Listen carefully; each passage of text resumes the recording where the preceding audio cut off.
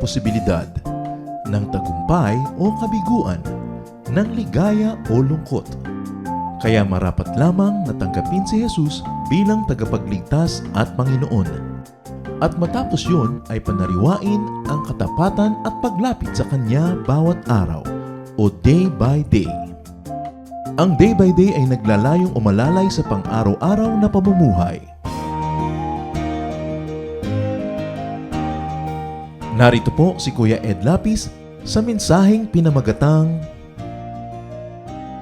Zacchaeus, Let It Go.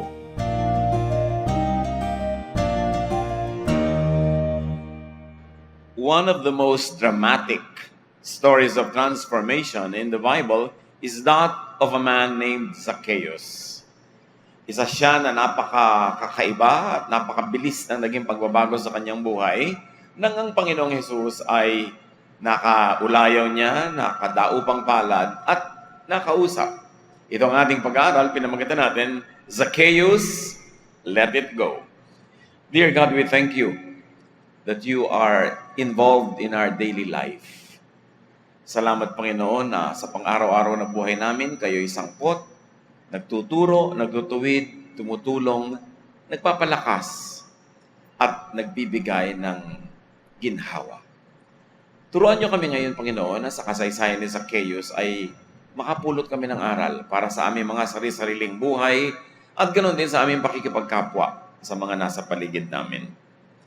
Forgive us our sins, O God. Cleanse us. Enable us to hear your voice, to follow in your footsteps. Enable us, O Lord, to bear fruits of righteousness in our lives. Teach us through the story of this wonderful man. In the name of Jesus we pray. We shall be reading Luke 19 verses 1 to 10. Jesus was going through Jericho where a man named Zacchaeus lived. He was in charge of collecting taxes and was very rich. Jesus was heading his way and Zacchaeus wanted to see what he was like. But Zacchaeus was a short man and could not see over the crowd. So he ran ahead and climbed up into a sycamore tree. When Jesus got there, he looked up and said, Zacchaeus, hurry down. I want to stay with you today. Zacchaeus hurried down and gladly welcomed Jesus. Everyone who saw this started grumbling. This man Zacchaeus is a sinner, and Jesus is going home to eat with him. Later that day, Zacchaeus stood up and said to the Lord, I will give half of my property to the poor, and I will now pay back 4 times as much to everyone I have ever cheated. Jesus said to Zacchaeus, today you and your family have been saved. The Son of Man came to seek for and to save people who are lost. And may the Lord guide us to see what must be seen in this fantastic story. At isa-isahin natin balikan ang mga detalye para kapulutan natin ng mga pang-araw-araw na leksyon. Verses 1 to 2, Jesus was going through Jericho where a man named Zacchaeus lived. He was in charge of collecting taxes and was very rich. Now, Jericho was considered a very sinful city. And no prophet had been there in a long time. Walang pumupunta doon, tumutungtong na propeta sa lugar na ito hanggang dinalaw ito ni Jesus. Hindi sinabi sa atin kung bakit siya nagpunta, pero hindi naman mahirap makita kung bakit. Madalas ang Panginoon ay nagpupunta sa mga lugar na ang lalayo, may sadya lang pala na isang tao. At nakita natin dito sa naganap kung ano ang sadya niya sa lugar na ito. Ang main character ng kwento, aside from the Lord, was a man named Zacchaeus who was a chief tax collector. He was considered sinful, corrupt, and a traitor. Why?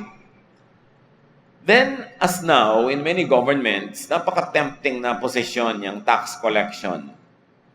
Napakadaling matukso na mandaya, hisingilin mo hingan mo ng mga lagay yung mga nagbabayad ng buwis para huwag mong taasan ng buwis na babayaran niya na kahit nagbigay na sa'yo ng lagay, tubo pa rin sila kaysa bayaran nila yung full tax.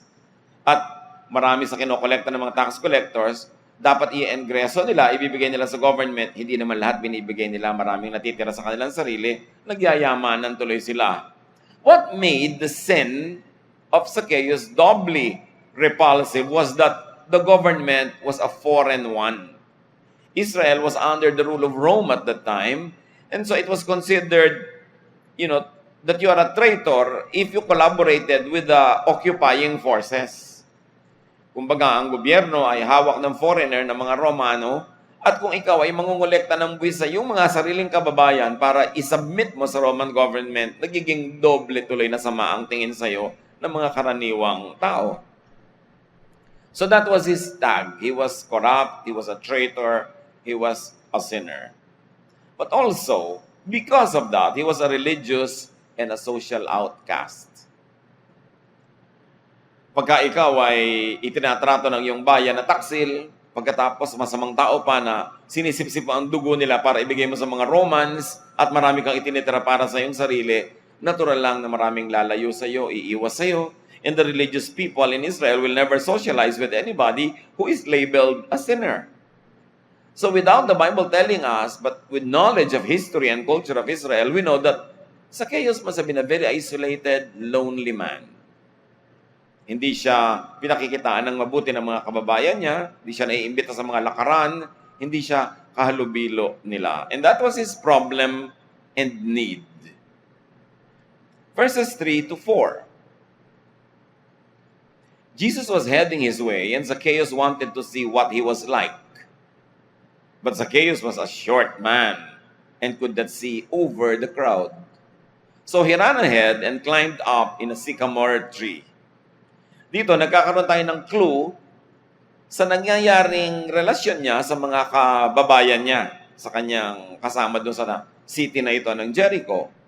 So si Zacchaeus, marami nang nababalitaan tungkol kay Jesus at nung malaman niyang paparating si Jesus sa kanilang sariling bayan, nagpasya siya.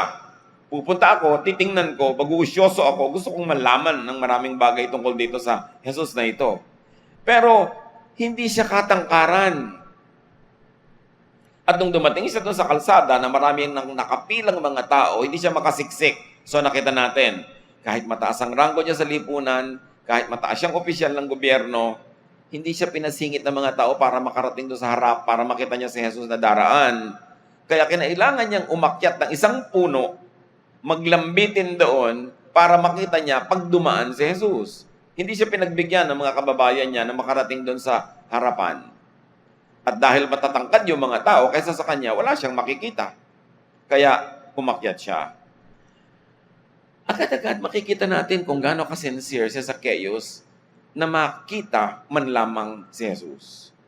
Despite his high civic, financial, and social position, he did a very unglamorous act, a very humbling act. He climbed a tree. Para siyang isang bata na umakyat ng puno dahil may dadaang parada para makita niya yung dumaraan. At hindi ito bagay ginagawa ng isang may edad na, lalo pangat mataas ang ranggo mo sa lipunan, pero ginawa niya. May hadlang para makita niya si Jesus at yan ay kanyang height. At yung mga taong ayaw siyang pagbigyan, gumawa siya ng paraan, umakyat siya ng puno.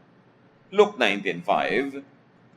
When Jesus got there, he looked up and said, Zacchaeus, hurry down. I want to stay with you today. So wala pa si Jesus, puno na yung kalye ng mga nag-uusyoso. May mga sincere siguro, may mga usyoso lamang. Kaya nung oras na dumaan si Jesus, ay tumingin siya sa taas, nakita niya si Zacchaeus na nakabitin doon sa puno. O paaring nakaupo sa isang sanga, o ano man ang kanyang posture doon. At tinawag niya by name. So niya, Zacchaeus, bumaba ka dyan, sa bahay mo ako pupunta, sa iyo ako kakain, doon ako magpapahinga. At maaaring doon siya natulog kung nagpalipas siya ng gabi. Hindi naman pwede maglakbay ka sa isang lungsod, naalis ka rin the same day, kasi naglalakad ka lang. Malayo yung susunod na lungsod because the next city after Jericho was already Jerusalem. Malayong lakarin yun. So, kailangan mag-overnight ka. Bukas ng umagang-umaga ka nung liaalis para ka makarating sa next city bago dumilim. But what is very important here was that Jesus honored Zacchaeus' act. And Zacchaeus has interest in Jesus. Walang lingid kay Jesus. Sa dinami-rami ng mga tao, yung iba mas malapit sa kanya kaysa dahil nasa lupa, nasa ground, malapit sa kanya dahil yung kalsada makipot, yung malayo at nandun sa puno ang tinawag niya. Maaaring sa dinami-rami ng mga tao, si Zacchaeus lang ang nakitaan niya ng genuine, honest, sincere interest. Kaya siya ang tinawag. At maaaring alam ng Panginoon na hindi naman madali para sa isang taong hindi naman bata na umakyat ng puno. So the Lord honored Zacchaeus' intention and even his sacrifice just to be there to be able to see him. So sabi niya, bumaba ka dyan, sa iyo kung bahay tutuloy. Luke 19:6, Zacchaeus hurried down and gladly welcomed Jesus. Si Zacchaeus at ang Panginoong Hesus ay parehong, kung tutuusin ay nag-take sila ng risk. Pareho silang may ginawa na isang bagay na maaaring magbunga ng hindi mabuti para sa kanila. Pwedeng si Jesus ay mapintasan ng mga tao dahil sa dinami-rami ng priests doon sa lugar na yon, sa dinami-rami ng mga manong at mga relihiyoso, sa dinami-rami ng mga pwedeng matawag na religious or holy people, doon pa siya pumunta sa bahay ng isang sinner na hindi pupuntahan ng mga self-respecting religious Jews. So siguradong may risk na ginawa ang Panginoon na sa kanya pa, kay Zacchaeus pa niya pinili na sumama. At may risk din si Zacchaeus by welcoming Jesus and knowing what happens when people welcome Jesus into their lives. He would have to open his life for examination and correction. Kaya may mga taong ayaw nilang umaattend sa church, ayaw attend sa Bible study, ayaw makikipag-usap sa mga counselors or religious leaders, ayaw nila na yung buhay nila, yung kasalanan nila, yung tinatago-tago nila, matapunan ng liwanag. So both of them took this risk. Jesus, the risk of being unpopular, making a very unpopular choice, and Zacchaeus, risking his lifestyle, risking life as he knew it, because Jesus, of course, would rearrange his life the moment he allowed Jesus to do so. So pareho sila, nagsalubong sila sa gitna, pareho silang merong ginawa para may mangyari. Luke 19:7. Everyone who saw this started grumbling. This man Zacchaeus is a sinner, and Jesus is going home to eat with him. See? Tama, may risk talaga. At ito ang naging reklamo ng mga tao. Sabi, itong taong to makasalanan, sa dinami-rami natin dito na hindi makasalanan, hindi sa atin nagpunta, hindi tayo ang tinawag by name, si Zacchaeus pa. So, they took offense at this. In fact, yan ang reklamo ng maraming relihiyoso tungkol kay Jesus. Sa Luke 7:34, mayroong echo of this reklamo. But Jesus, the Son of Man, goes around eating and drinking, you say. Jesus eats and drinks too much. He is even a friend of tax collectors and sinners. Jesus was known as a friend of tax collectors and sinners, while everybody else who was religious or decent would be an enemy of tax collectors and sinners. Kaya diyan pa lang nakikita na natin ang pinagkaiba ni Jesus. Siya ay lumalapit at pinapalapit niya sa kanya ang mga itinatapon, itinatakwil ng lipunan. Yung itinuturing na masama, marumi, hindi karapat-dapat, yun ang pinupuntahan niya. Yun ang tinatanggap niya. At yun naman, pag tumanggap din sa kanya, may napakagandang nangyayari. Hindi kalabisang isipin na ang talagang sinadya ni Jesus dito sa Jericho ay si Zacchaeus. Dahil wala na namang inireport yung scripture na naganap after this. Yun lang talaga ang kwento. Parang nung si Jesus ay tumawid ng lawa para lang puntahan ng isang lalaking tinitirhan ng masasamang espiritu yung kanyang katawan. Kaisa-isang lalaki ang pinuntahan niya, tinawid niya yung buong lawa na yun. That's how the Lord loves. Hindi laging dinadaan sa dami, pinapadama niya ang kanyang pag-ibig, ang kanyang atensyon, kahit sa mga isa lang na individual. So, hindi na sinabi sa atin ng Biblia ang mga detalye ng nangyari sa bahay ni Zacchaeus, anong pinag-usapan nila, Pero hindi naman mahirap isipin kung anong pwede nilang pag-usapan. Kasi kahit naman saan nagpupunta ang Panginoon, ang pinag-uusapan is the kingdom of God. Ang pinag-uusapan is repentance. People should return to God, should give up their sins, and have a new life. At sikita natin na yun ang naganap dahil sa sinabi ni Zacchaeus sa Luke 19:8. Later that day, Zacchaeus stood up and said to the Lord, I will give half of my property to the poor. And I will now pay back 4 times as much to everyone I have ever cheated. Kumbaga, si Zacchaeus was touched in a most sensitive part of his life, in his pocket. Tax collector, maraming dinaya, binaliwala na magalit sa kanyang mga kababayan niya, binaliwala na siya ay mapuwera sa lipunan, basta dumami lang ang pera niya. So napakahalaga sa kanya yung pera. At kitang-kita mo na yun naman ang unang-una agad na isinuko niya sa Diyos. Parang yung babae na sinasabing masamang babae yon, sinasabi na iba na prostitute, ang unang-unang isinuko niya sa Panginoon na yung kanyang pabango na ginagamit niya siguro sa pagpapabango, pang-aakit ng mga customer niya, pero ngayon yun ang ibinuhos niya sa Panginoon kasi yun ang mahalaga sa kanya. Ito namang si Zacchaeus, ano mahalaga sa kanya? Pera. Kaya kitang-kita natin na sobrang tinablan siya ng pag-ibig, ng pagtuturo, pagtutuwid ng Panginoon, na kung ano yung dating pinupoon niya, dinidiyos-diyos siya na pera, yun ang agad-agad niyang isinuko sa Panginoon. Sabi niya, ang kalahati po ng lahat ng pera ko, ibibigay ko sa mahihirap. At hindi lang yun, lahat po ng dinaya ko, ibabalik ko ang dinaya ko times 4. 4 times. Zacchaeus would do what was legal. Because according to both Roman and Jewish laws, when you cheat anybody, pag binayaran mo, times 4. So Zacchaeus would do what was legal, and Zacchaeus would also do what was more than legal, in fact, what was moral. Half of his wealth, ibibigay niya sa mahihirap. Malamang wala nang natira sa kanya . Kalahati ba naman ibibigay mo sa mahihirap? Tapos lahat ng dinaya mo, times 4, ibabalik mo. Ano pang natira sa'yo? Bakit ibibigay ng isang lalaking ang buong karir niya sa buhay ay magparami ng pera kahit pa nga hindi maganda yung paraan? Bakit niya ibibigay ito ngayon kung hindi siya nakakita ng mas mainam, mas maganda? Yung kinukwento ni Lord na yung lalaki na nagte-trade siya, pero nung nakita niya yung 1 great pearl of great value, lahat ng pera niya, ibinayad niya para doon at makuha lang niya yung pearl of great value. Nakakita siya ng tunay niyang kailangan, ng tunay na mahalaga. At yung kanyang relasyon kay Jesus. Ang relasyon niya sa Diyos Ama sa langit. Ang buhay na matuwid, buhay na malinis, buhay na kaibig-ibig sa Diyos. Natagpuan ni Zacchaeus.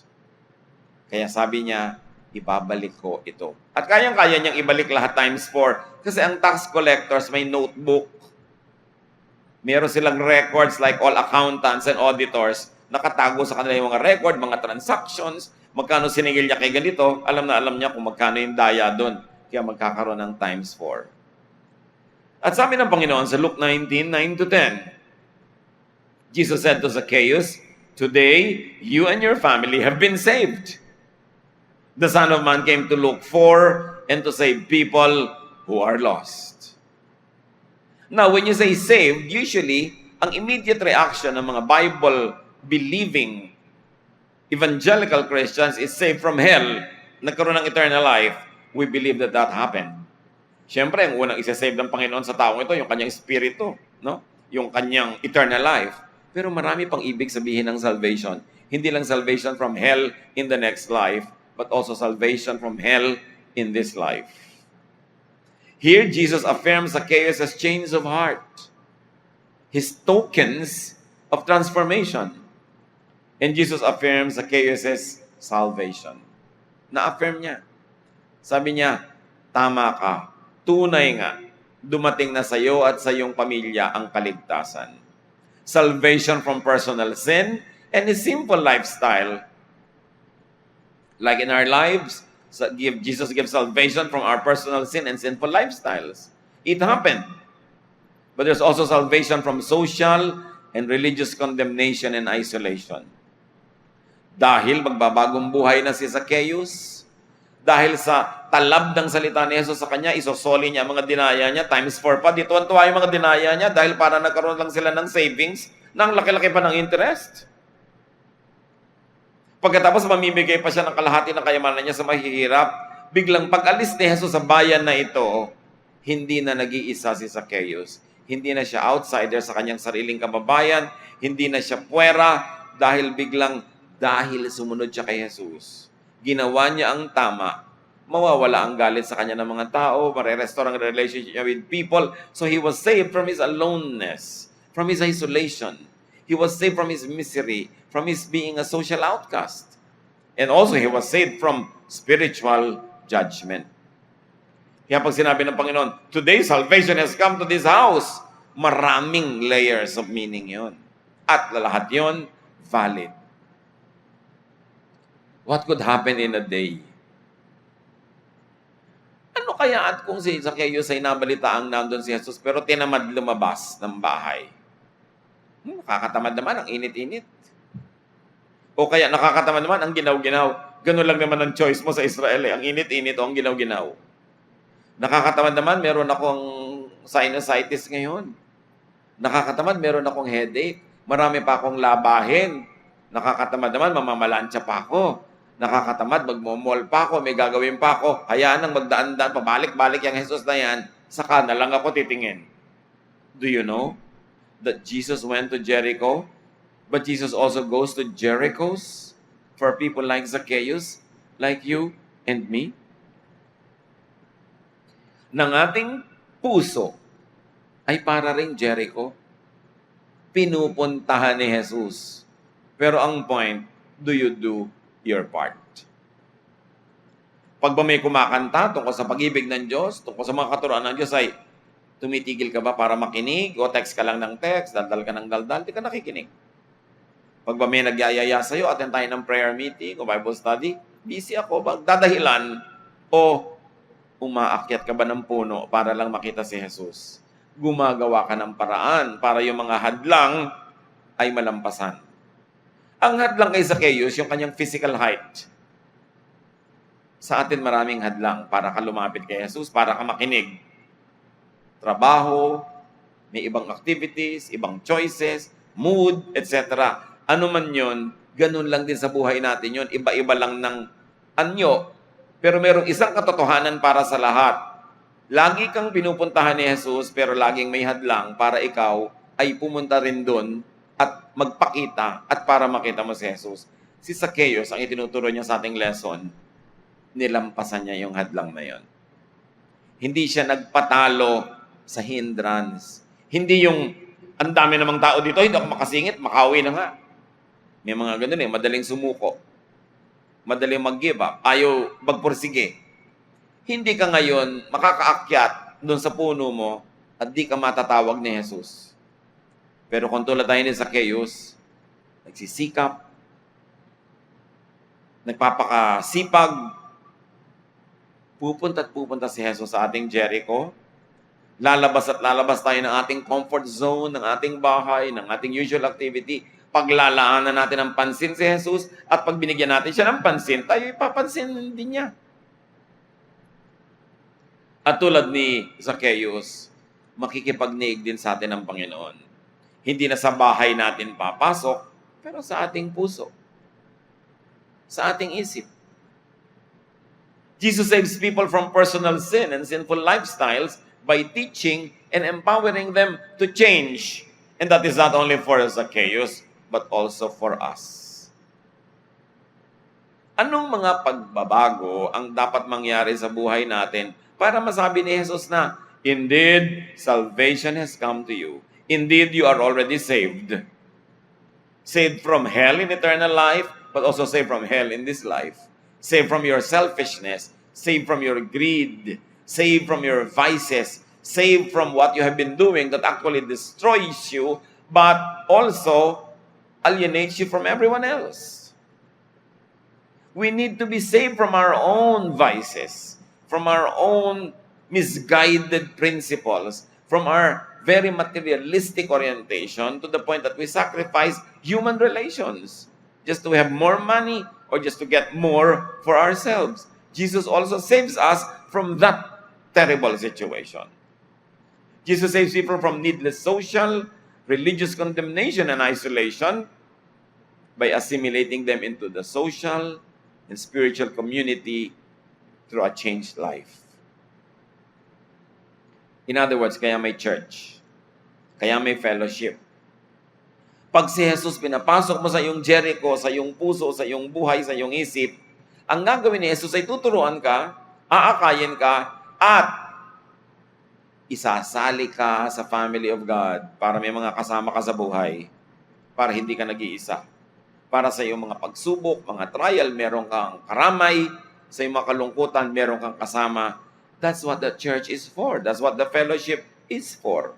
But then, do all people who attend church actually get the benefit of being saved from isolation and loneliness and aloneness? Again, you have to invest something so that you could be part of the fellowship. Tulad ni Zacchaeus, umakyat ng puno, gumawa ng paraan. So para ka maging close sa mga kapatiran, ganun din yun, you invest time. Pumupunta ka, dumadalo ka sa mga may sakit, nagvo-volunteer ka sa mga ministries, uma-attend ka ng mga meeting, ng mga klase, ng mga kung ano-ano, para may makakilala ka, makapalagay ang loob, para maging member ka ng community. Ang intention ng Panginoon, dahil mahal niya tayo, ay yung hindi tayo mapag-isa. Gusto niya maging member tayo ng community para meron tayong kahati sa ating mga lungkot, sa ating mga hirap. Pero siyempre, nakikihati ka rin sa lungkot at hirap ng iba. But, are we willing to be like Zacchaeus? To do as Zacchaeus? To climb our sycamore trees, whatever those trees are. So we fellowship with others, especially God's people, the community of God's people. Surely, Zacchaeus was restored to his community because of what he promised he would do. Jesus saves people from spiritual damnation and judgment by leading them to repentance and rebirth. Kaya nasabi ng Panginoon, indeed, salvation has come to this house. 2 Corinthians 5:17, anyone who belongs to Christ is a new person. The past is forgotten and everything is new. Yun ang goal din natin, magkaroon ng bagong pagkatao. Hindi lang repair, a complete restoration. Bagong pananaw, bagong buhay, bagong estilo, bagong mga pangarap, bagong mga minimithi, bagong mga values sa buhay. Now, Jesus came to Jericho, but Jesus comes into people's worlds as well. So yung Jericho naging symbol na rin.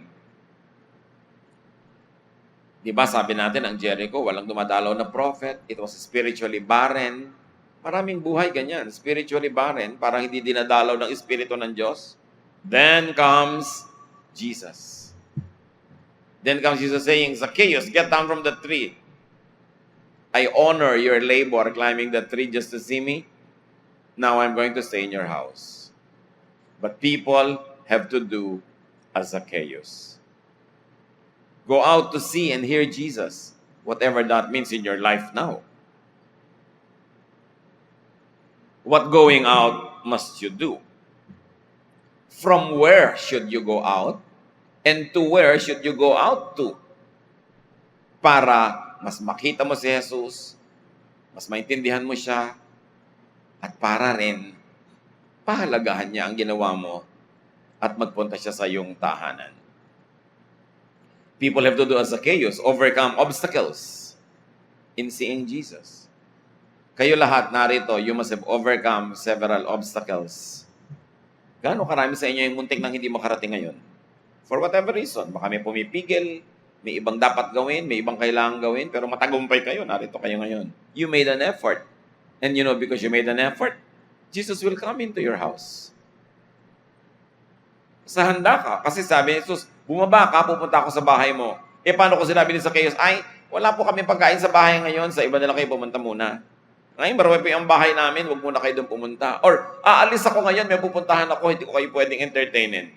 May ganun inaalok na ni Jesus, sila na naman na may dahilan.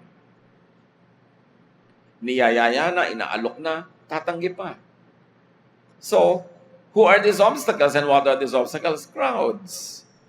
As in the case of Zacchaeus. His height is being too short, and some people, they're being too tall. People are never small enough to use by God, but there are many people who are too big for God's use. Masyadong malaki ang opinion sa kanilang sarili, masyadong pagpapahalaga sa sarili, hindi tuloy magamit ng Panginoon. Dapat lahat yan tinitingnan. Of course, we have to overcome also fears and inconveniences. There's always an inconvenience to make an effort to see Jesus. But there's one big obstacle in the case of Zacchaeus, possessions. Mga ari-arian, pera, koleksyon niya ng kayamanan. In the case of Zacchaeus, one great obstacle was his tons of possessions. His extra baggage in his life. And so to these possessions, ang sinasabi natin, let it go. Tulad ng ginawa ni Zacchaeus, binitawan yung hawak-hawak. Paano ka hahawak sa kamay ng Panginoon kung yung kamay mo punong-puno ng hawak mong baggage? Binitawan. Ano ang baggage na dapat nating bitawan kung serious tayo na gusto nating sumunod kay Jesus? Kung serious tayo na gusto nating pagharian tayo ni Jesus at ma-restore tayo at masabi ni Jesus, tunay nga, saved ka na. May bibitawan Dapat suriin ng bawat isa kung ano yon. Kasi iba-iba, pero may isa lang katotohanan.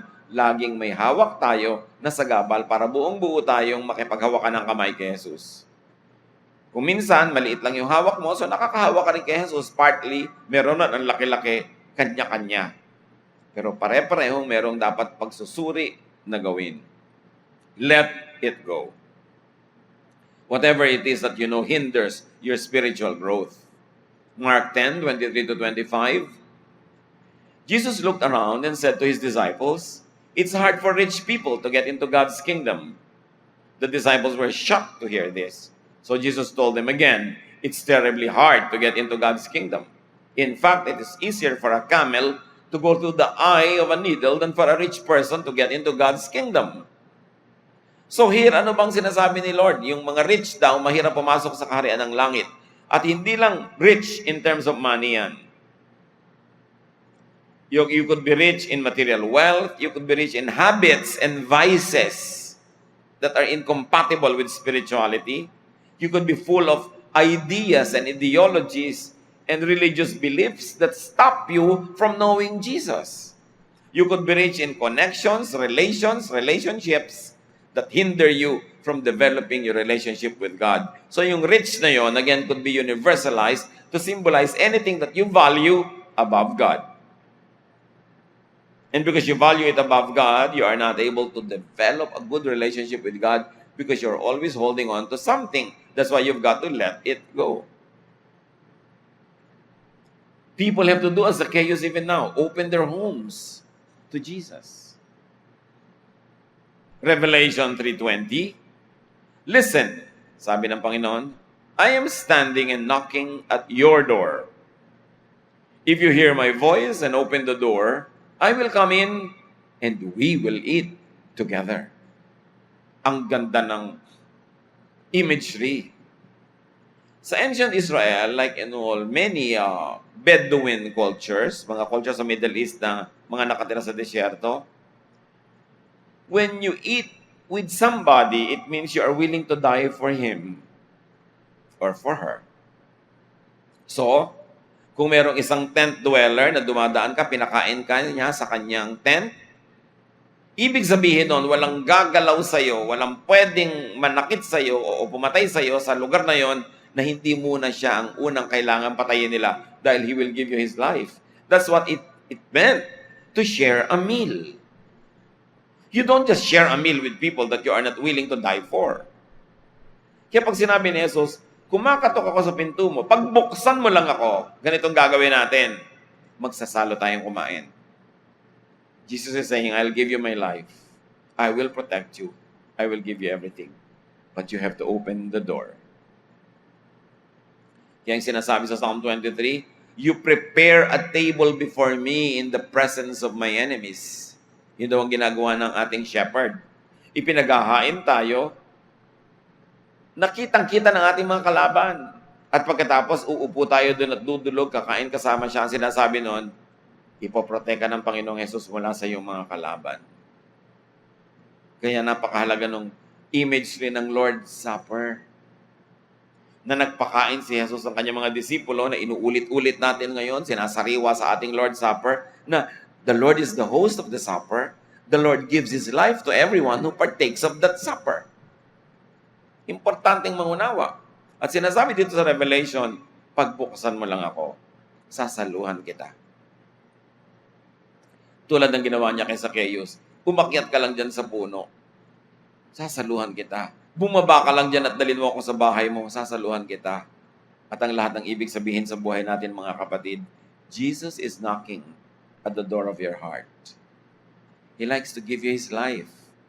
He likes to protect you. He likes to give you salvation from eternal damnation, from the many little hells of life today that could be solved, that could be overcome when we apply the teachings of Jesus in our lives. Sabi niya, but will you open the door? People have to do as Zacchaeus, be willing to be taught, corrected, and changed. Remember, you read the Bible to change your life. Not only to be entertained or to be amused or to become wiser, to become more intelligent. We approach God's throne so God can change us from glory to glory to glory. There must always be this readiness, this openness, this willingness to be changed for the better. Huwag tigasan ng puso.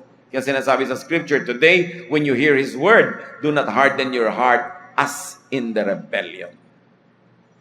Pag tinamaan ka, pasalamat ka. Pag tinamaan ka ng salita ng Diyos, you are blessed. Dahil may mapapala ka kung susundin mo ang tumatama. At ngayon siguro, lumilinaw sa ating mga isip kung ano ang tinutukoy ng Espiritu na kailangan natin gawing pagbubukas. Merong mga tao, bukas na yung sala para kay Jesus. Pero yung kwarto, hindi pa. Yung kusina, hindi pa. Partial lang. Parang welcome sa akin si Jesus as Lord of Sundays, but not Lord of my Mondays and Tuesdays, etc. Na partial lang ang pag-obey, partial lamang ang pag-submit sa Panginoon. A one-half Christian is a one-whole nonsense. A one-half believer is not a believer. Kaya ang dapat natin laging i-train, ibigay ang todo. Tulad ng ginawa ni Zacchaeus. Half of my property, I'm going to give to the poor. The other half, ibabayad ko sa lahat ng dinaya ko. So actually, wala nang natira sa akin. Hindi naman hinihingi ng Panginoon lahat ng pera nyo. Kasi kanya-kanya naman tayo ng kung ano yung genius mo eh. Ano ba yung genius mo? Bisyo? Yun ang ibigay mo sa Panginoon. Ano ba yung naging hadlang para ka maging mabuti? Yun ang ibigay mo sa Panginoon. Dahil importante na nakikita natin yung pag-submit. When you submit to the Lord, doon ka palang magiging empty, doon ka palang magkakaroon ng space para mapuno ng gusto niyang ilagay. At maaaring ang ibalik din naman sa iyo yung sinurrender mo. Kaya lang cleansed, sanitized, in a better version, in a better shape. Who knows? But be willing to pay, to part with ill-gotten wealth, so to speak. Be willing to unload needless baggage. Let it go. Ano ang ating ipinapahalagahan na hindi naman dapat binubuhat na nagpapabigat lang sa buhay natin, nagpapasikip lang ng ating hininga, at naglalayo lang sa atin sa Diyos. Hebrews 12:1, such a large crowd of witnesses is all around us. So we must get rid of everything that slows us down, especially the sin that just won't let go. And we must be determined to run the race that is ahead of us. Sabi niya, tumatakbo ka sa karera, paano ka mananalo? Paano ka makararating sa destinasyon mo? Ang dami mong bit-bit. Bitawan mo yung mga bit-bit mo para gumaan ang buhay at makatakbo ka ng maluwag, mabilis, maginhawa at matapos mo ang karerang dapat mong tapusin. Ano ang dapat nating mga bitawan para gumaan ang ating spiritual lives? Ano ang mga dapat nating tanggalin sa buhay para walang kaagaw ang Panginoon? Ano ang dapat nating i-let go so that we can welcome Jesus into our hearts and so that He can cleanse us, empower us, strengthen us, and allow us to bear fruits of righteousness. Dear God, we ask you to examine our hearts. Suriin niyo po kami, papagliwanagin yung aming isip, at makita namin na kami pala si Zacchaeus sa kwento. Salamat na lang may totoong Zacchaeus na gumawa nito, at dahil diyan dumadali na makita namin na aming mga sarili, kung iisipin namin kami mga Zacchaeus din. At kung paano niyo minahal, Panginoong Yesus, si Zacchaeus, salamat, mahal niyo rin kami ng ganon. Pinupuntahan, pinagtsatsagaan, binabalik-balikan, nais nyo kaming pagpalain. Pagbulay-bulayan natin mga kapatid. Zacchaeus gave something up to fully welcome the Lord into his life.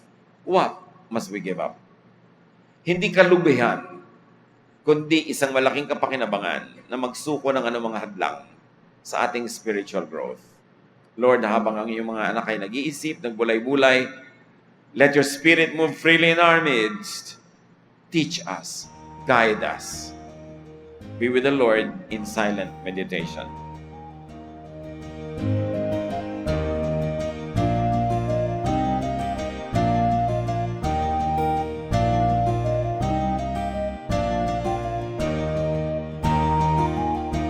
Ang katatapos pong mensahe ni Kuya Ed Lapiz ay pinamagatang Zacchaeus, Let It Go.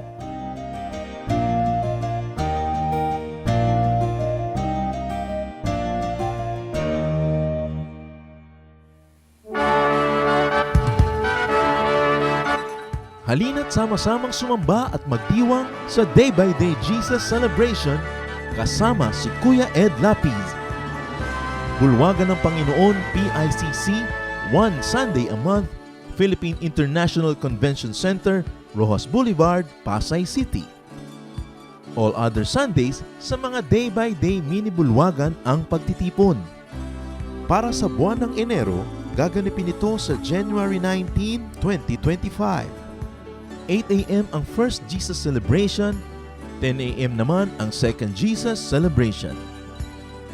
Para sa iba pang detalye, bisitahin ang ating official Facebook page, Day by Day Friends.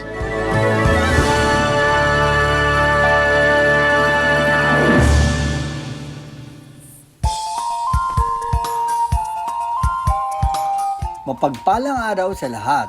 Ako po si Pastor Melan Dilo-Dilo. Inaanyayahan po namin kayo na dumalo at makisaya sa Jesus Celebration sa ating Day by Day PTTC or Philippine Trade and Training Center. Tuwing 3 beses sa isang buwan sa address na ito, 2330 Rojas Boulevard, corner Senator Hill Puyat, Pasay City.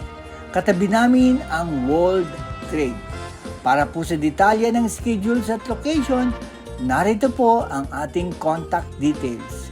0917-847-8405 o sa ating Facebook, Day by Day Jesus Ministries PTTC. Halina, ipagdiwang ang Panginoong Hesus!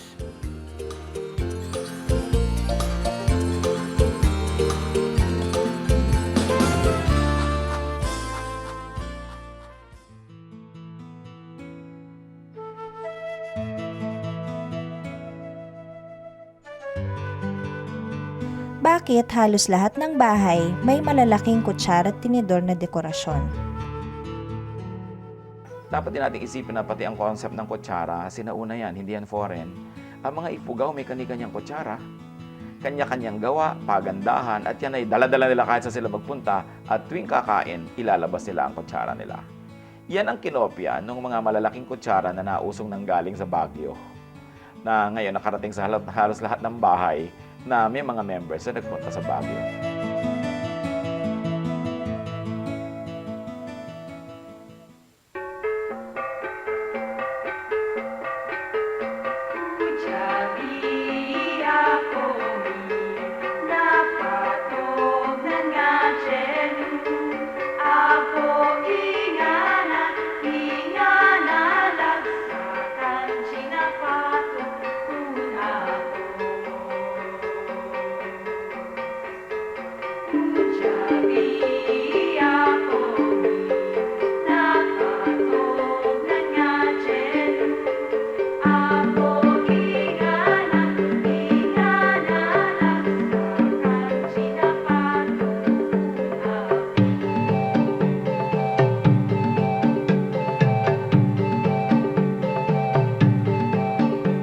Kung aming sasariwain pagdaloy ng lumipas na kasaysayan, mula pa ng nililok nyo ng labi ang larawan ng sandaigdigan. Sadyang nanatili, sadyang di nagbago ang kalikasan nyo, o Apo Diyos. Sadyang di mawari, sadyang di makanto, iwaga ng kadakilaan nyo. O Apo Diyos, O Apo Diyos,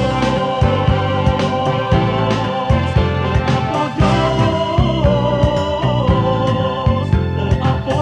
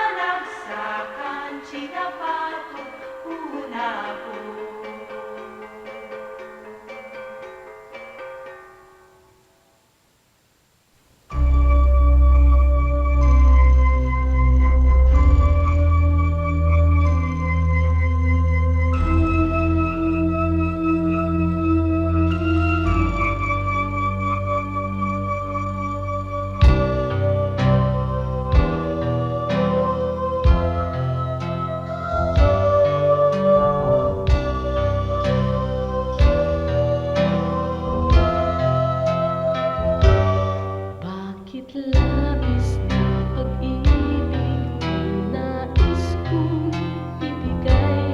Magmula nang tanggapin ko si Jesus sa aking buhay.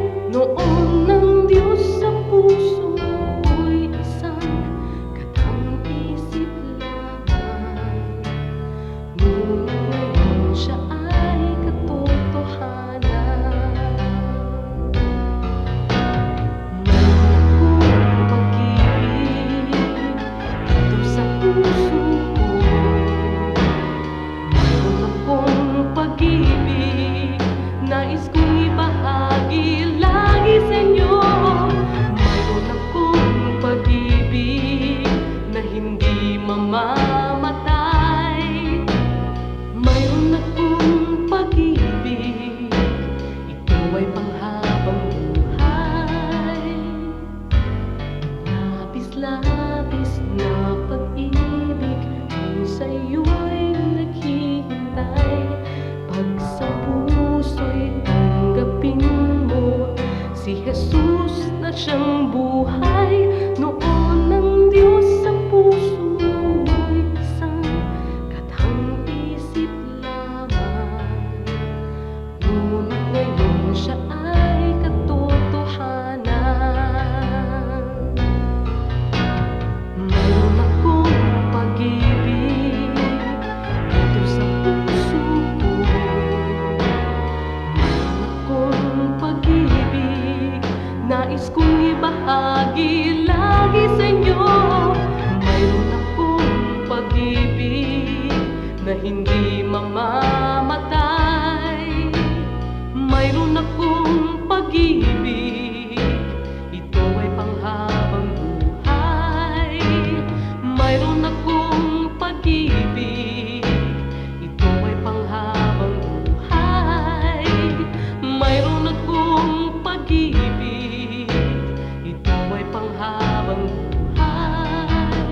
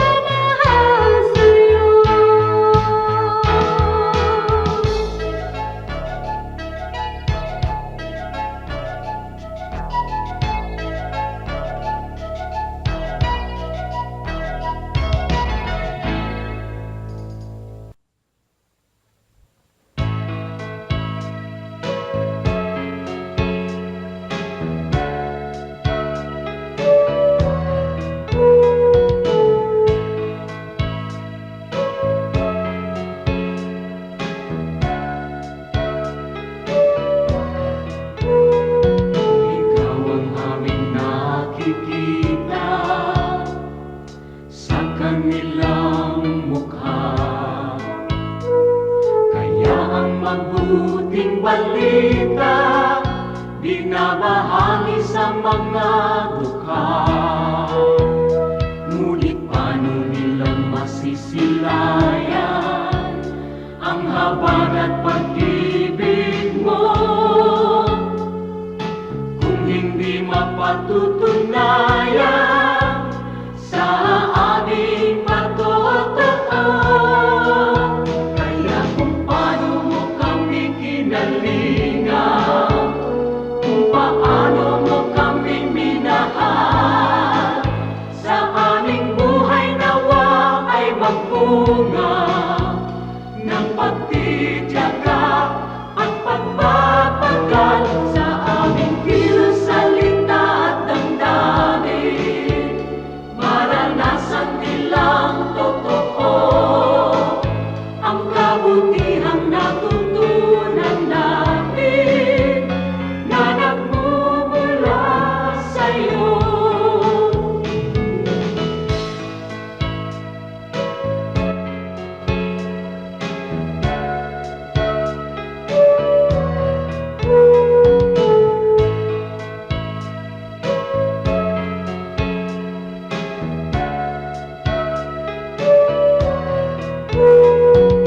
Kung ang tao at ang lipunan ay laging makasarili, sa'yo ang bagong panuntunan, ang maglingkod at magsilbi. Ang aming pananampalataya patuloy mong palaguin,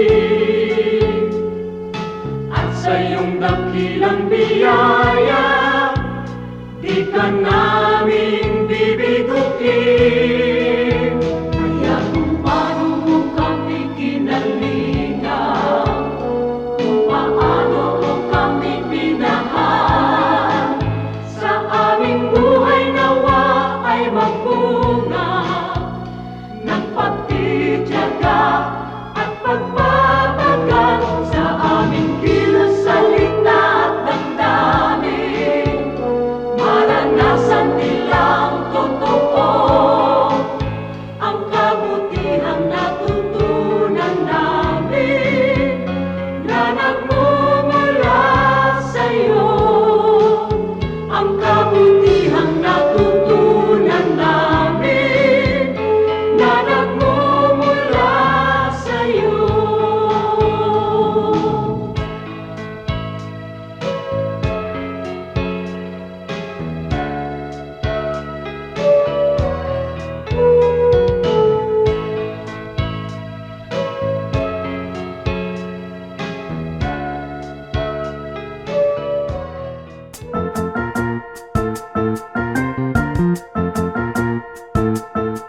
Oras na po para pansamantalang magpaalam ang programang Day by Day. Tayo po'y magsama-sama tuwing ika-6 hanggang ika-7 ng umaga, araw-araw. Magandang umaga po at mabuhay ang Panginoong Hesus!